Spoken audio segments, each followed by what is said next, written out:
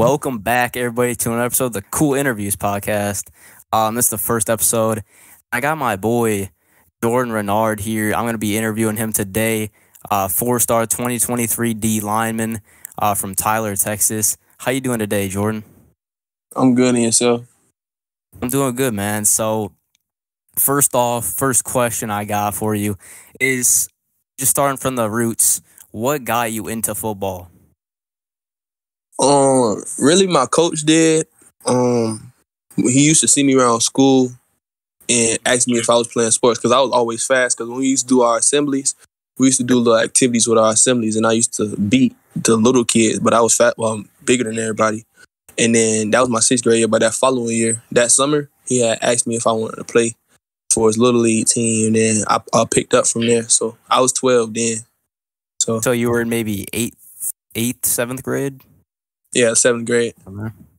Nice. So that's good for you. You picked it up a little late, but I mean, Yeah. hey, you're still balling right now, dude. You're balling on the top in the nation, 2023. So keep it up. But next question I got is, I know you have like 20 plus offers. You got Alabama. You got everybody, man. You got the big schools so far, and you still got another season left. But how's your recruitment been going so far?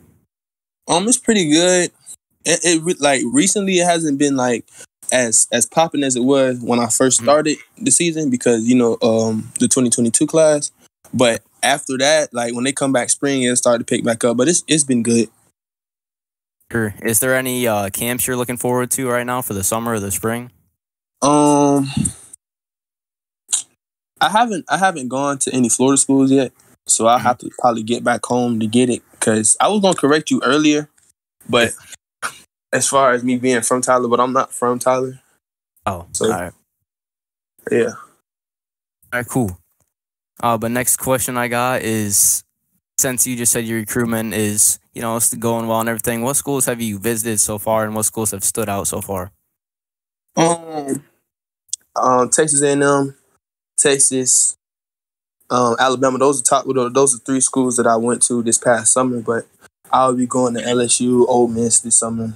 And the ones that stood out to me the most, Alabama, obviously, but I've been watching Alabama my whole life. Secondly, A&M, them 2 schools right there, they like A&M building something, and Alabama always gonna be Alabama's Nick Saban. So those are 2 schools that stood out to me the most. So I gotta ask. I've interviewed some other guys that have got to visit for Alabama. They just tell these stories about meeting Nick Saban and how everybody in the room just goes quiet when you meet him.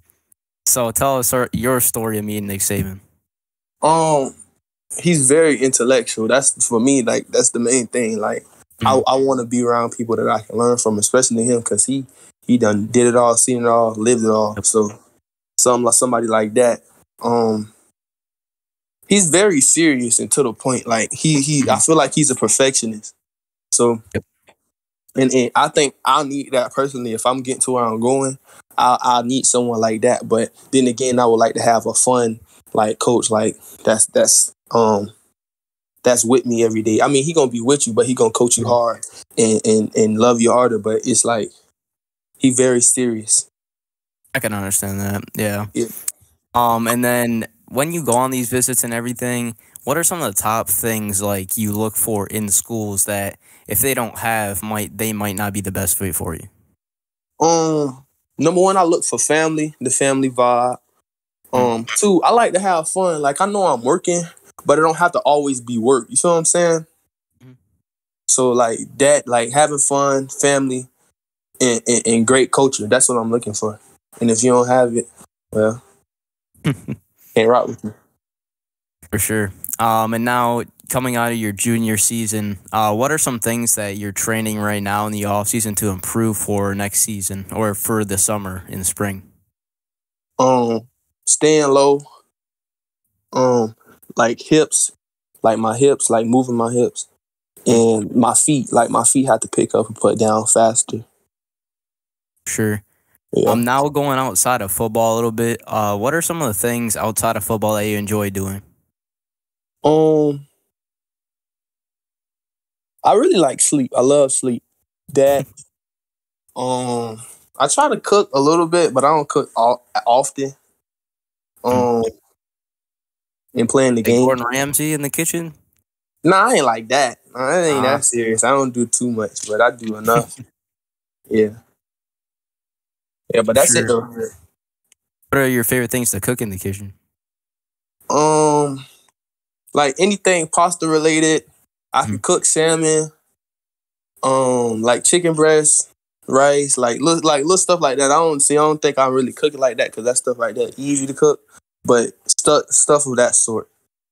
And I don't know, man. You sound kind of fancy with the salmon over there. I don't know, man. I might Yeah. need to learn how to make that. I don't know. Salmon not that hard. Just put a little seasoning on it and put it in the oven. I like my stuff in the oven, so I don't like it stove top. But yeah, that's what I do. Now, another question outside of football. Who are your favorite musical artists that you listen to? Got on often basis. Right now, Kodak right now. Cause Kodak. I don't think he missed since he got out of jail. Like one song hasn't been a miss. Him, I listen to a lot of him. My uncle started to put me back on Rick Ross because I wasn't giving Rick Ross his due flowers. So I kind of listen to Rick Ross a little bit. Like now I'm starting to respect his craft because that new album that he put out, and I got the book for Christmas. But that new album that he put out, like that's one of those. So I'm gonna keep him in my playlist as well. But those two, a lot of Florida rappers. Yeah, I like Ross because he just talks like a lot in his music about like where he came from and like his come up. I like that the most, you know. Yeah, about him. Definitely. And you know one thing, huh? Oh, go ahead. Oh, I'm sorry. One thing that he did from when he came out, even when I was little, like he manifested himself being a boss. You feel what I'm saying? Yep. Like even in 06, he was still saying boss. Like he wasn't a boss yet though. So that's the main thing that I like about Ross. And then he said that he's gonna have 30 cars. Well, he got 30 cars now. You know, got 100, well over. Yeah, he's definitely got a lot. Next question. Well, actually, going back to you said you like Kodak. What's your out of jail? You said he never missed a song. What's your favorite song of him since he's been out? I got a couple. Killing the Rats, Culture, and Super Gremlin. But I feel like Super Gremlin getting overplayed. But Culture, like he talking about some real stuff in Culture. Yep. I mean, wait, what is it called? Closure. That's what it's called. Closure. Yeah, Closure. Yep. Yeah. Oh no, I'm gonna be honest. I haven't really listened to Kodak too much out of jail, but I like some of his old music, like you know his what's the album name, dude? I like Versatile, like all those songs. Yeah, Project Baby. Yeah. Baby. Yeah, I don't know why I couldn't remember it, but yeah, I used to listen to him a ton, like when I was younger. Yeah. Project Baby 2, all that. Yeah. But yeah, next. Before we go, last question. Before we go back into football, there's only one right answer on this. I'm gonna tell you right now, bro. All right. Okay. What is your favorite cereal of all time? All right. There's one right answer. Come on. All the time. Yes. Like that I can just wake up and get like anytime you can eat anytime. Only one right answer. Come on. I gotta go with Cinnamon Toast Crunch. Hey, let's go. That was the right answer. Yeah, that's it. Hey, let's go, dude. That's the only right answer, bro. You can eat that any moment of the day. Like, you don't even have to be in the morning. Yeah. Perfect. But now going into football, what are some of your goals going into summer and into your senior season, your final season of high school? One thing, like the main thing for me is my muscle endurance in the weight room. Because I got the speed and stuff on the field. I'm fast and strong and stuff on the field and stuff. But when I get back in that weight room, I have to fall in love with that weight room before I go to college. And one thing that I realized today, especially working out, because I just worked out with my old coach, because I'm still in Florida for the holidays, so I had to find something to do. And I felt like working out was that main thing, my main priority. So I was working out with him. And the realization I came to was like you can't be motivated by others working out in college. Like if you got to be motivated by others instead of self-motivated while you in college, you're not supposed to be there. Feel what I'm saying? So I just have to change my mind because this whole off season to spring and then summer workouts, like my mind is going to actually change as far as how I look at football because it's finna be on after 12 months. Like ain't no more little boy stuff. So I got to get it to that grown man. You know what I'm saying?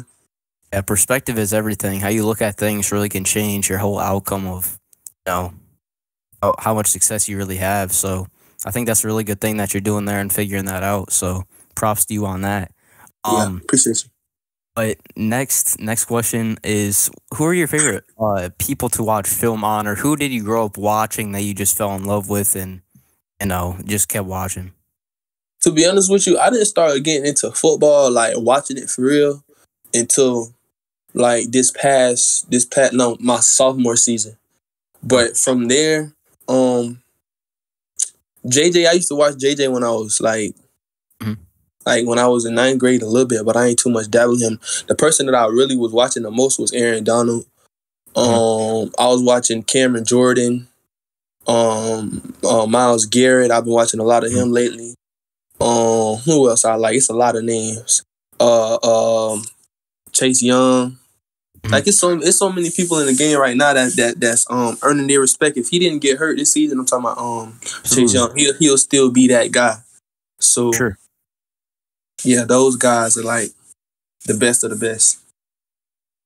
That's for sure. There's a lot of names right now that are just dominant. The next question is, what is your favorite part about playing D lineman? What is your favorite part overall of just in that position? It's just the satisfaction of knowing that you like imposing your will on somebody and they can't do nothing about it. That's the main thing for me. I like dominance. So that's what I'm looking at. Like I look at playing D-line like how a lion pride hunts. You feel what I'm saying? They ain't always gonna get that antelope or deer or whatever they hunting. But when they get them, they got them. You feel what I'm saying? That's how I look at it. It's a really interesting perspective. I like that. That's a nice perspective right there. Yeah. Now just kind of like a kind of fun question. If you could choose now, because of NIL and all these like sponsorships going on in college football, if you had one company to sponsor you, who would it be and why?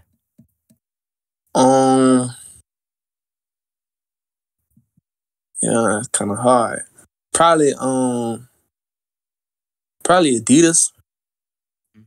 Yeah, probably Adidas. Because the only reason why I say that, because this is an oversaturation of Nike and everybody got Nike and stuff like that. But with Adidas, like you can step out and be your own guy with Adidas. You feel what I'm saying? Not too many people got sponsored by Adidas. It's your own wave, Yeah, like you doing your own thing with Adidas. Now, one thing I can say about the other ones, Nike. I know Nike stuff look better. To me, I think Nike look better than Adidas, but Adidas give you more freedom as far as like colorways and stuff like that. Yeah, and Adidas more durable too. Yeah, yeah, and it lasts longer. It's always like this. It's kind of like this in life too. I mean, if you're gonna want something, it's more expensive and it lasts like shorter. When you just go for the thing that's cheaper, that goes for a longer time. Yeah, I feel you. But yeah, now we're getting towards the end of this interview. If you could give any athlete the most important piece of advice that you think would really change their perspective and narrative on their sport, what would it be and why? It's two things. One, stay humble. Like even if you are that guy, like this is some things that my parents and everybody in my circle tell me to do. Stay humble. That's the number one thing. And two, worry about yourself. You feel what I'm saying? The only reason why I say those two things because that's something that I'm going through right now. Like coming from Florida and coming to a Texas school, everybody gonna hype you up and think you like make you think you the man. Like first of all, you shouldn't let nobody say anything to either demean you or you shouldn't look for to nobody to validate who you are. You should already know who you are as a person on and off the field. That's one. Two, I be looking at like some stuff that kids that are not me, like not D1 kids do.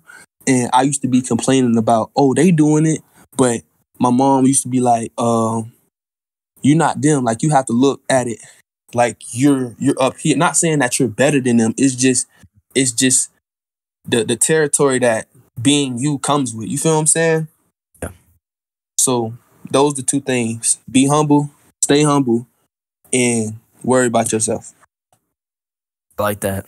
That's really good advice. Anybody watching that, take that advice seriously, man, because he knows his stuff. And so do I. I'm a basketball player, you know. You just gotta stay humble. You know, that's even if like say D2 offer comes, like you still gotta be humble for that. Like people don't even have offers. You just gotta be humble for whatever you get, because it can change very fast. And one thing about those smaller schools like JSU and those HBCUs, just because they're HBCU don't mean they don't play football. They still play the same football you playing. So I don't know if I wasn't who I was. You still gotta respect them the same way. If I wasn't who I was and I was a little bit under my degree right now, I will be looking at JSU and HBCUs to play at, because them guys still sending people to the league. So yeah, that's a really good point as well. But now into the very end of this interview, if you have any free promos, if you want to shout anybody out, go right ahead. First of all, follow me on Instagram at FloridaBoy.9. Florida BOII.9 and Speedline 4, and them two. All right, man. Well, I appreciate you, Jordan Renaud, for joining me on this episode of the Cool Interviews podcast. That's it for this one, guys. Appreciate all you guys for listening to this. Appreciate all the support. We'll see you guys in the next episode. Peace.